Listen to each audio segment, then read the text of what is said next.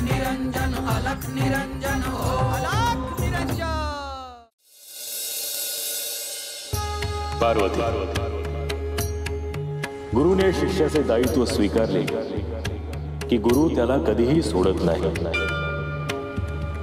मग शिष्याच्या हातून योग्य घडो अयोग्य घडो, गुरु सदैव त्याच्या सोबत असतात। गुरुपदच असे आहे। माझ्यासाठी हे रहस्य आहे। ज्याच्या हातून पातक घडले, पाप घडले, त्याच्या बाजूने तुम्ही उभे आहात। हे असे का स्वामी? गोरक्षच्या मुखातून मी सत्य सांगेन। गोरक्ष सांगेन तोपर्यंत तू प्रतीक्षा कर।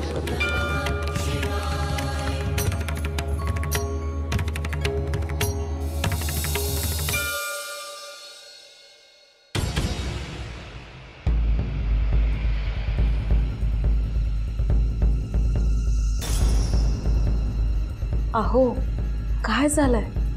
मी पाहतीये तुम्हाला, तुम्ही काहीच बोलत नाही आहात, अस्वस्थ आहात। ललिता, मी तुला सांगितलं नाहीये कारण तू घाबरशील।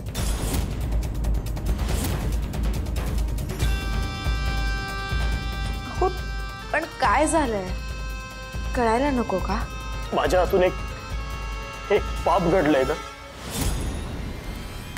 वनात लाकडं आणायला गेलो असताना एका नागिनींच्या पिल्लांवर माझी कुऱ्हाड पडली अनावधानाने आणि ती पिल्लं मरण पावली का? हो, तुम्ही मुख्या शिवांवर इतकं प्रेम करता, इतकी माया दाखवता, त्यांना काही हवं नको ते पाहता, असं कसं घडलं तुमच्याकडनं? तेच मला समजत नाहीये ग, पण असं घडायला नको होतं। त्या पिल्लांची आई जेव्हा त्यांच्याजवळ पोचेल आणि तिला जेव्हा समजेल, तिचा शाप लागल्याशिवाय राहणार आहे का?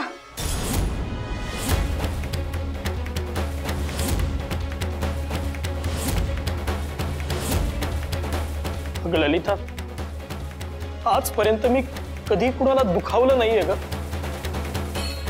आणि हे असं पहिल्यांदा घडलंय माझ्याकडून। तुम्ही एक काम करा, तुम्ही गुरुदेवांना भेटा आणि त्यांच्याशी बोला। मी तोच विचार करतोय। मग उशीर नका करू, जा तुम्ही, नाहीतर इथपर्यंत पोचेल ती।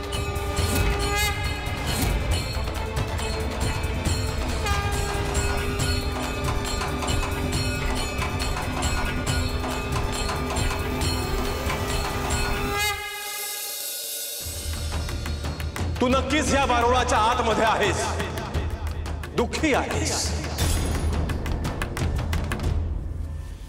हे पहा, तुझं दुःख मी समजू शकतो। डोळे पूस आणि बाहेर ये, मला बोलायचं आहे तुझ्याशी। राग सोड आणि बाहेर ये, मला तुझ्याशी बोलायचं आहे। हे पहा, तुझ्या बाबतीत जे काही घडलं ते व्हायला नको होतं, परंतु माझ्याशी बोलल्याशिवाय ह्यातून मार्गही निघणार नाही। त्यामुळे राग सोड आणि बाहेर ये। माझं स्थान कुठे आहे हे तुला समजू शकतं। आता मी इथून निघतो आहे, परंतु तू मला भेटायला अगदी कधीही ये, मी असेन।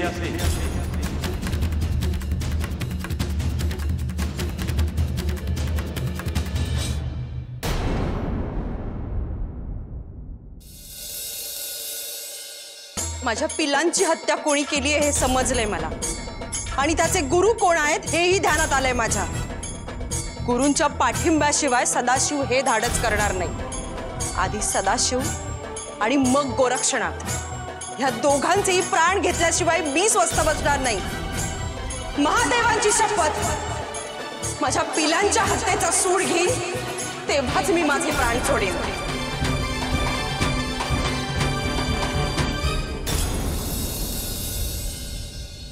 आज जी भिक्षा घेऊन येऊ, त्याचं जे अन्न करू, ते सगळे पशुपक्ष्यांसाठी, सूक्ष्म जीवांसाठी करूया। जशी आज्ञा गुरुदेव.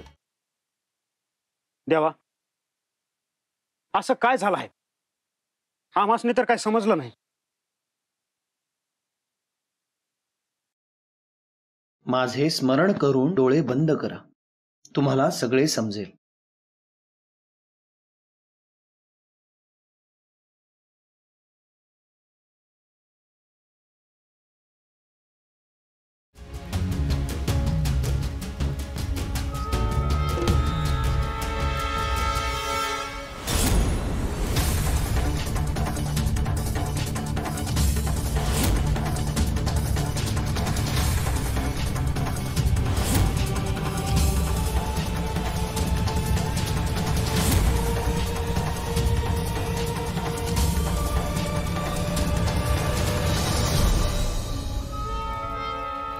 म्हणजे एका अर्थी हे प्रायश्चित्त आहे.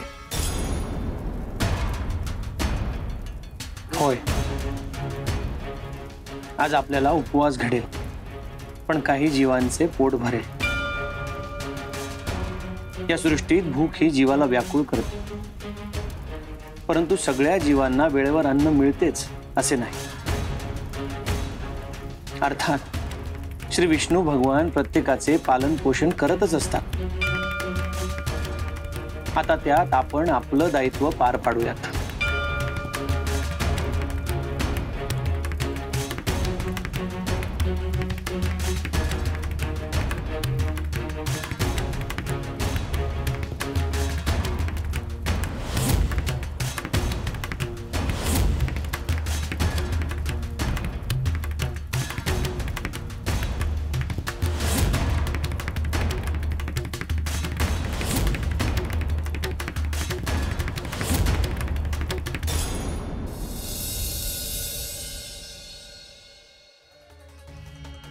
मी करवीर नगरीमध्ये भिक्षेसाठी जातो आहे.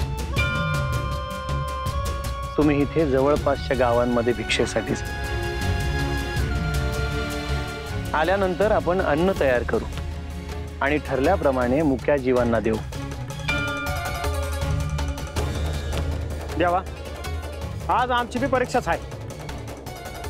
कारण लोक कधी भिक्षा देतात आणि कधी देत नाहीत. आज असं होणार नाही. माझा आशीर्वाद आहे, तुम्हाला आज भिक्षा मिळेल. गुरुदेव, तुम्ही जे ठरवले आहे ते सभोवताली सगळ्या मुक्या जीवांना समजले आहे आणि आपल्याकडून अन्न कधी मिळेल ह्याची ते आतुरतेने वाट पाहतायत. मी समजू शकतो.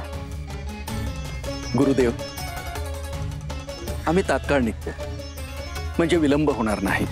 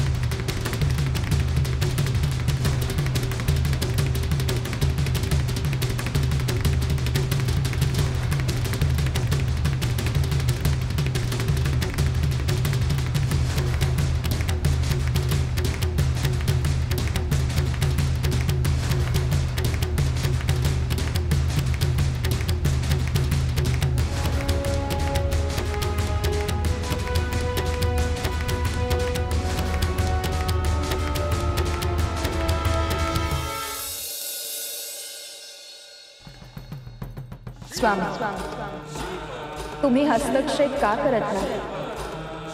तुमच्यासाठी छोटी गोष्ट आहे ही. पार्वती, मच्छिंद्र आणि गोरक्ष हे सगळं हाताळायला समर्थ आहेत. आणि दत्तगुरु जे म्हणत आहेत त्याचं काय?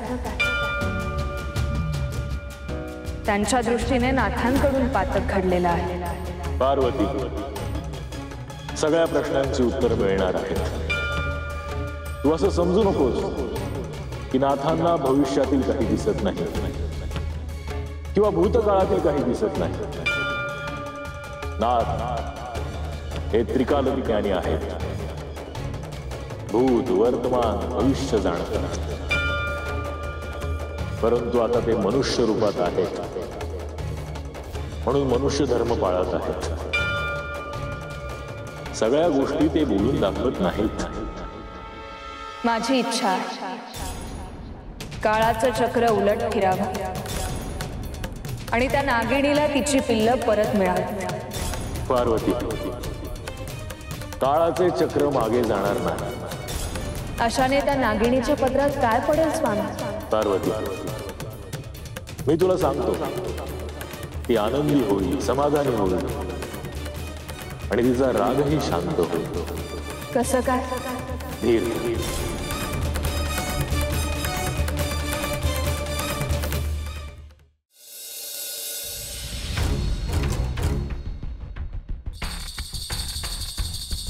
झाले का भेट? हो, झाली भेट. त्यांनी आपल्याला सावध राहायला सांगितलंय.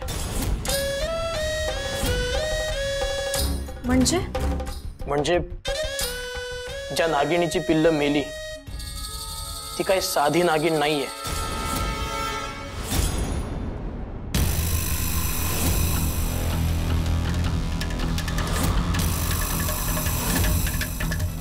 तिच्याकडे दिव्य शक्ती आहेत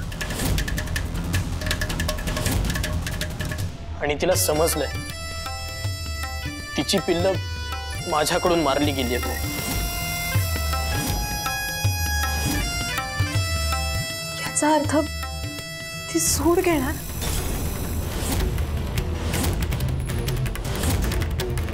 हो, पण मी आता सगळं श्री महादेव आणि गुरुदेवांवर सोपवलं.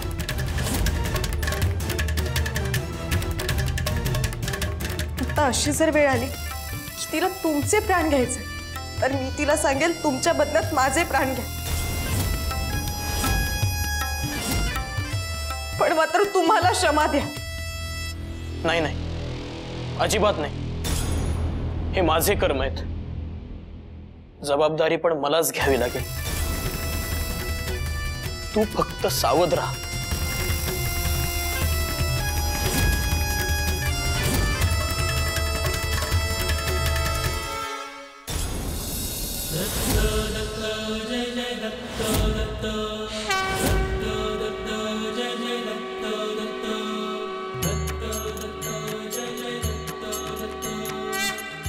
देवा, जेवढी भिक्षा आली त्याचं अन्न तयार केलं आणि समजा इकडंच घेऊन आलोच बघा. समोर केळीची पानं ठेवा आणि त्यावर प्रेमाने अन्न वाढा. भरतरी, मुक्या प्राण्यांची भाषा तुला अवगत आहे. तू सगळ्यांना आवाहन कर आणि अन्न ग्रहण करण्यासाठी बोलव.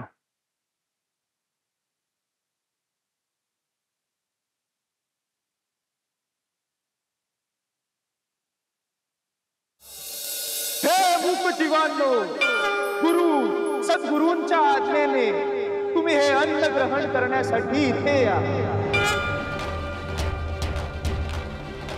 हा महाप्रसाद आहे जो श्री दत्त प्रभूंच्या आज्ञेने तयार झाला आहे. यात साक्षात श्री दत्त गुरूंचे आशीर्वाद आहेत. तुमची सुद्धा शांत व्हावी यासाठी सगळा हा खटाटोप आहे.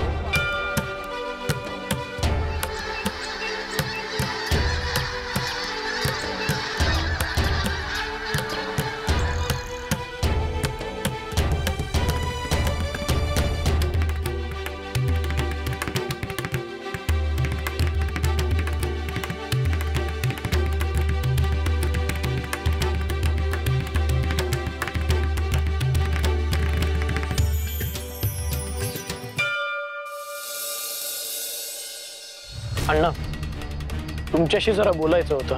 मला ठाऊक आहे सदाशिव तू काय बोलणार आहेस ते, पण हा जनार्दन ऐकायलाच तयार नाहीये.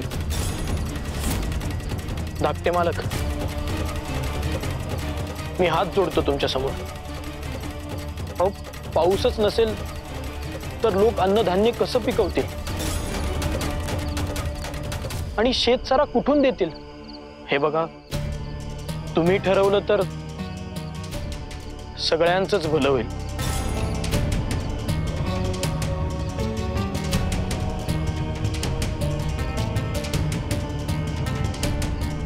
मी ठरवलं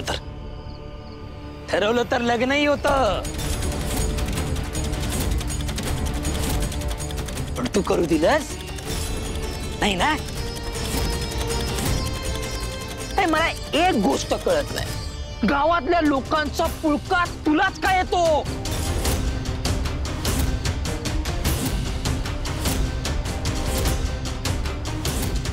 कारण मला सगळ्यांची परिस्थिती माहिती आहे. कुणाच्या घरात कशी चूल पेटते याची कल्पना आहे मला. हे बघा, तुम्ही काहीतरी पर्याय द्या. मीच पर्याय देऊ? बर, दिला पर्याय. तू असं कर, एकतर पाऊस पाड, तर शेत सारा दे.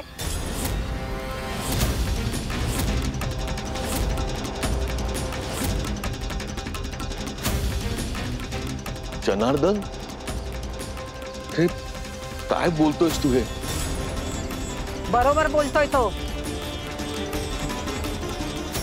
या सदाशिवची खूप भक्ती असं हे सगळे म्हणतात ना, मग पाडून दाखवा त्याने पाऊस. अक्का, पर कसं होणार? हो तेच म्हणते मी, दुसरा काहीतरी पर्याय द्या ना. वय दाखलं मालक, काहीतरी दुसरं सांगा ना. पण हा, जर पाऊस पडला तर तुम्ही सगळ्यांचा शेतसारा माफ करून नवीन पीक येईल त्यावेळेस सगळ्यांकडून शेतसारा घ्यायचा.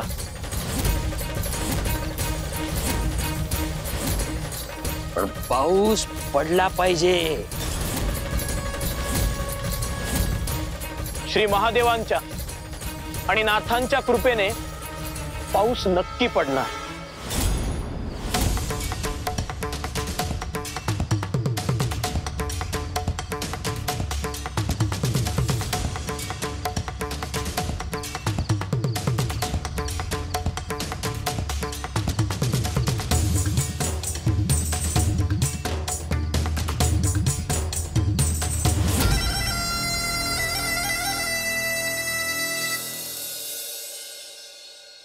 स्वामी, सदाशिवने गावकऱ्यांना हे असं वचन का दिलं? सदाशिवकडे कुठल्या सिद्धी नाहीत, कुठल्या शक्ती नाहीत. त्याला हे ठाऊक आहे की त्याने हाक मारली की मी त्याची इच्छा पूर्ण करेन. पण हे योग्य नाही. सदाशिवला वास्तवाचे भान असायला हवे.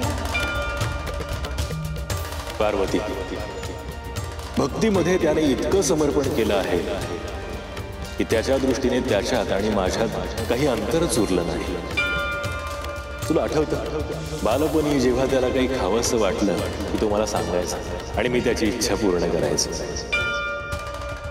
पण स्वामी, पृथ्वीवर कुठल्या प्रदेशात काय घडणार त्याच्या संदर्भात काहीतरी नियोजन ठरलेले आहे.